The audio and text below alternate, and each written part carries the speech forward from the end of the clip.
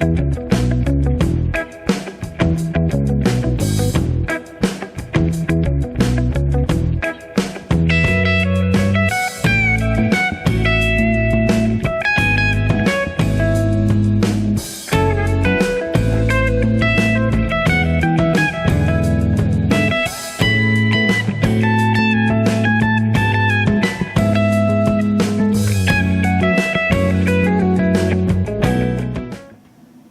everybody, it's been a while since I've done a table update. I think the last thing I did was that display of some Beastmen of a particular pack. I've got another one of those videos coming up because I've finished the next set of Beastmen, but I wanted to just chat a little bit about what's been occupying my time since then or during then. And in all honesty, it's not been probably totally mysterious that I've talked a lot about having some hobby fatigue or whatever you want to call it, and not sort of being into my mojo and just slowly getting back into things. And it's true, I found ways to kind of get back into painting since last summer a little bit, but haven't been doing a lot. But I'm actually getting involved in a project now that has really invigorated my zeal for hobbying. And many of you know that I've had a filament printer and been doing some printing for the last, time flies fast, but I think it's been a couple of years. But recently I've picked up a resin printer, and a friend of mine as well has picked one up, and our goal was to play the Horus Heresy, so sort of the 40K in that Horus Heresy setting, the early stuff, with using Apocalypse rules, but 8mm scale miniatures. And so essentially what I have in front of you are miniatures to play that I've printed. Now some of you might kind of get caught up in the discussion around IP and things like that, and I'll just say that nothing that I have here is currently offered by, for the most part, nothing really here is offered by Games Workshop at this point. They don't make this game, like the Epic, you know, they don't basically support it, and it's playing in this scale is sort of a bygone thing at this point. And so that's why I've printed these, and I'll just show you guys a little bit about, I guess I could just give you an overview, just a little bit of what I've printed. And then also I just wanted to show you a little bit of the quality on the resin models, which I'm really, really pleased about. And I'll talk a little bit about the end of just my experience on doing it, just in case anybody's interested in doing it, because I will be featuring some of this on the channel going forward. So I'll just maybe do an overview first. Back here are just some older style jet bikes. They're hover bikes, basically. From the Horus Heresy era, and I also have some hover speeders, or I'm not using all the correct terms, but they're basically also speeders that hover. They're probably older versions of land speeders they use. So one of the classic tank chassis is the Sakaran tank within this era, and so these here are the basic. And I'll show a couple models in close, like I said, just to show the detail, but these are the basic models of that. And then there's an alternative variant here that has a different type of gun on the front. So I've printed a few of those. For those of you that are familiar with 40K, you'll know the Predator. I've got like a group of pet Predators, the older style. I have Land Raiders here. Again, this is an older style Land Raider as far as the different variants they have. Printed 4 of these. I've been printing everything solid, which is more costly, but I like the heft of a heavy resin model, and as I print bigger things, I'll probably start like terrain and like all kinds of other stuff. I'll be using most likely my filament printer for terrain, but if I print a bigger thing in resin, I'll hollow it out. But I kind of like I said, the heft of the resin pieces, particularly these little ones when they're solid rather than hollow. And so I'll show the infantry when we show up close, but these are just Rhinos, the classic. vehicle, you know, Space Marine vehicle within 40K. I used an example here. This is an old, you can't buy this anymore, but you know, on the shelves, but this is an old Epic Rhino. When you look at the metal one here, I like these little metal rhinos that they came out with. I love these little metal pieces. I have, you know, a little Dark Angels army. However, I have to say, I actually think in a lot of ways the detail on some of these designs is actually even better. I use two different types of resin, and I'll talk about that in a moment too. This is one of the first pieces I printed and the first resin I used. But I actually find the designs in some of these things to actually be better than what the designs were originally that were released by Epic. They're really nice. I have 4 Spartan Land Raiders, which were used mostly during the Horus Heresy. They were a larger capacity, bigger Land Raider. Just to give scale here, I guess it helps a little bit. These guys are bigger than they appear because they're on stands. I'll show them up close later, but just to give you an understanding for scale. That's how big the Marines are. I'll talk a little bit about the first force that I'm planning on doing too, for those that know the lore. Towards the end, I'll kind of get into that. But I also have a Storm Eagle.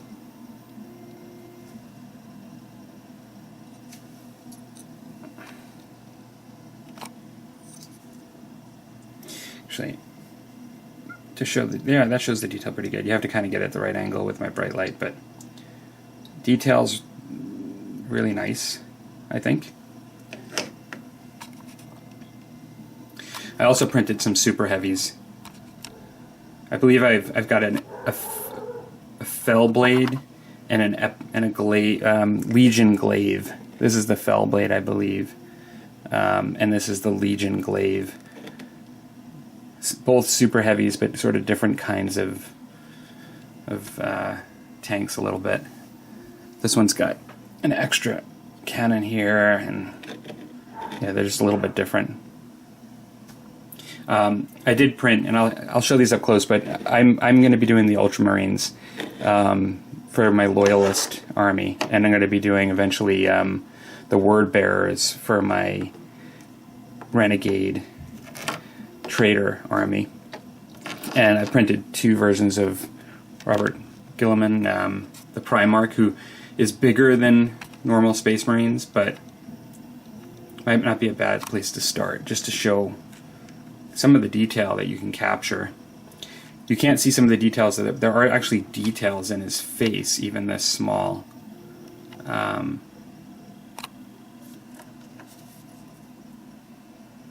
Which I'd almost have to shine the light to be able to see, but yeah, it's really hard to see here. There you can probably see some of the indentations, but there are actually details in the face, even this small.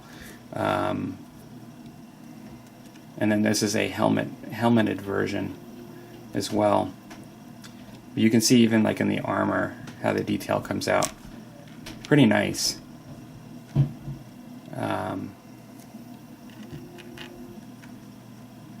And so I'll show just a couple of these models here.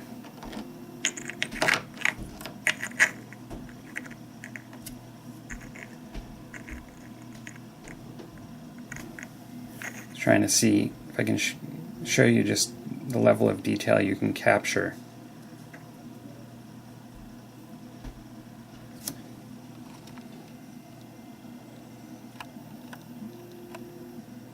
Yeah, that's about as best as I can do, I think, between the camera and the lighting, to show just... Now, I don't know, like, from my perspective, there was a time when I would have paid lots of money for resin pieces like this. This is different resin, but again,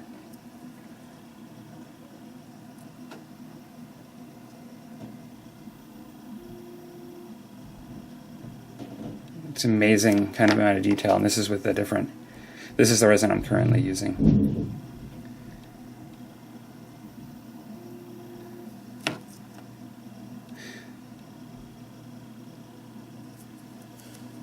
There are sometimes, you can see some faint lines, you know, in the printing, even with this style of printing, although I think that most likely by the time I prime it and paint it, because of the way the lines are, I don't think that they'll even show, to be honest.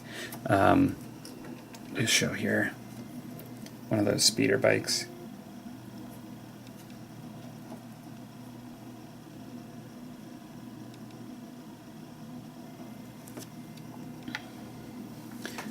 A land speeder.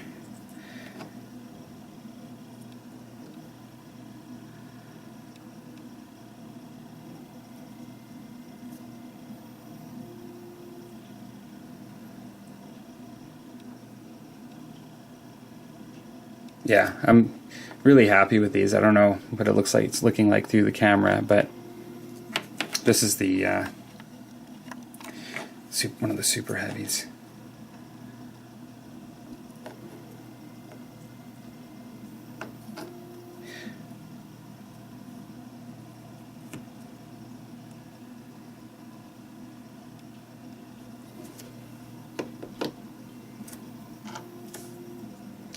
Predator.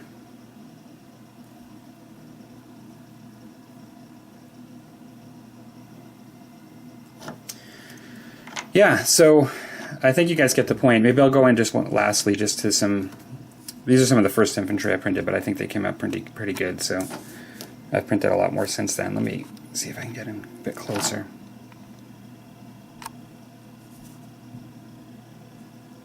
So, you know, these are like 6 to 8 millimeter. I mean, these miniatures are like 8 millimeter, and I think what our plan was is to print regular humans, because these are Space Marines, probably at 6 millimeter.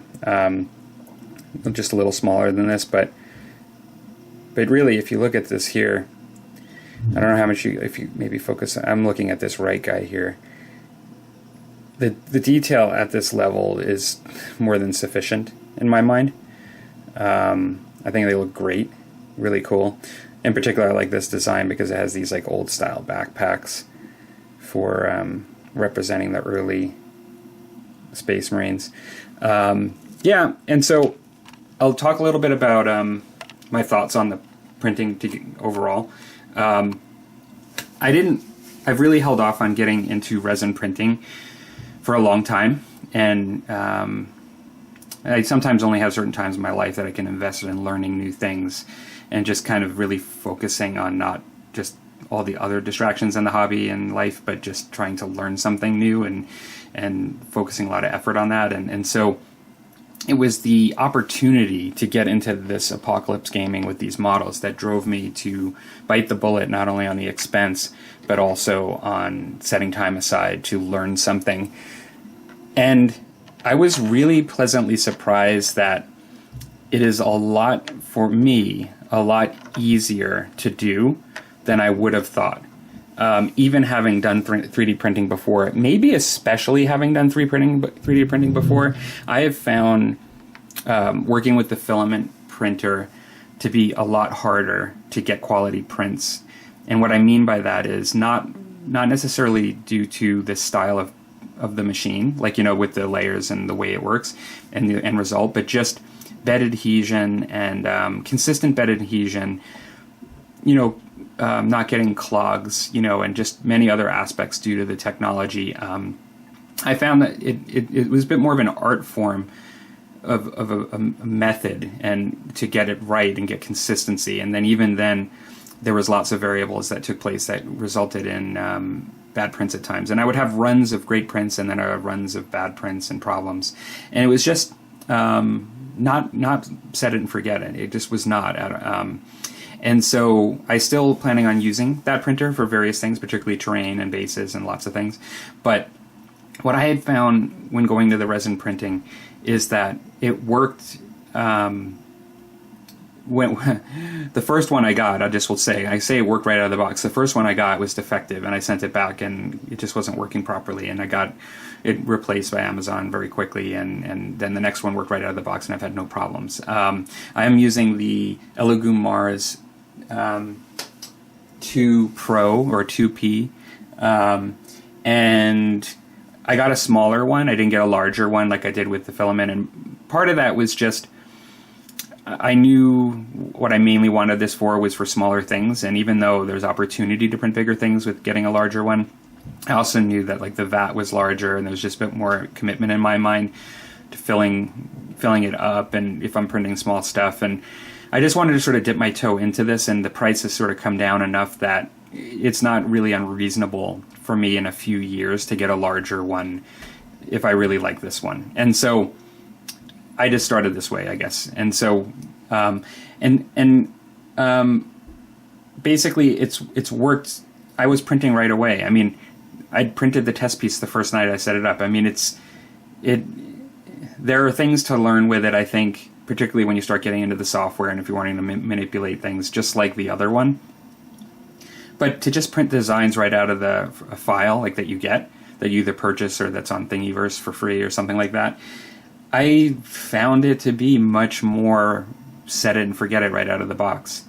There is a bit more when it comes to cleanup and managing liquid resin that I would warn folks about. Like, you do want a dedicated area that you do have to actually make sure you're not getting it on the hands and getting it splashing in your eyes or anything like that. Like, you have to be really careful with the product as compared to the filament spool of the PLA or ABS filament.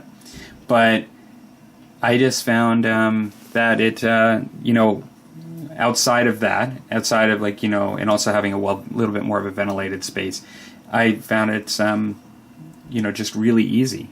And I found the results really kind of amazing. Like, I actually really find these to be amazing. So I've really been so happy that I felt like a bit of like a kid in a candy store. Like, I'd be coming home from work thinking about the next print that I could put on. And eventually I'm going to have to paint all this stuff, which I am really looking forward to doing some airbrushing on all these vehicles, and then some weathering and other techniques, and just having some fun with that. So I will just mention that I'd started using the water washable resin by Elegoo, and I found it to be a good resin. I guess because it works with water, I should mention that I got the Elegoo Mercury Plus Wash and Cure. It's like a station that washes and cures your stuff. I didn't use the water in it just because there is some metal components in the bottom of that wash and cure that a friend of mine, we were worried about the possibility of rust happening. And so I used a separate sort of washing container for the water washable resin. I found that it worked really well. For whatever reason, I'm finding working with the alcohol a little better. Most of the time you use isopropyl alcohol as the washable solvent, and this one does that. I'm using a bit more of what they call an ABS-like resin, which is a bit harder than this one, which is a standard resin, water washable resin. I think I could really use either, to be honest. I would use either. But I think I'm going to choose to go forward using this one with the alcohol and using the ABS like a bit of a tougher, harder resin for things that'll be, hitting the table, or whatever, moving around and stuff. Yeah, I guess that's all I really have to say about that. I mean, the last thing, for those of you that are interested in Warhammer, I chose the Ultramarines, like I mentioned, so I'll be painting a lot of blue. And I know a lot of people in the Warhammer hobby are there's a bit of a joke about the Smurfs, and just we're the prototypical army of Warhammer 40k. When it came to the lore, I kind of enjoyed reading on the Loyalist side a bit about the Ultramarines. I kind of liked the discipline and Gilliman and just a lot of what they portrayed with the Ultramarines, and I wanted a sort of well-rounded sort of army that could be used for lots of different things, and I just felt like Ultramarines would be a cool army to do. And then I have a couple of Chaos factions that I really quite like, or the Traitor factions, and in some ways I kind of really wanted to paint the Emperor's Children because I really like the purple. And I may still do Emperor's Children. I don't know. I still have some time to decide on what sort of Traitor Legion I'm going to do. But I was thinking maybe Word Bearers because I also really like their story and I like them as a force. And Lorgar is one of my favorite Primarchs within that character series.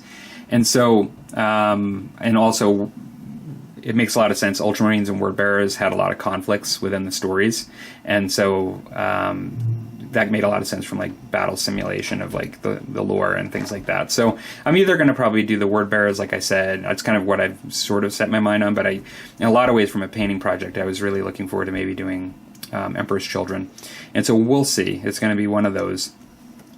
So. That's about it. I hope you guys found this interesting. Sorry if this went on a little too long. I will do an update video on some of those Beastmen that I did in the future, and hope you guys are doing well. And if you guys are have any questions about this stuff, I'm still a total noob, but I have been kind of researching it quite a bit, but happy to chat away about this stuff. And yeah, hope you guys are doing great. Take care. Bye.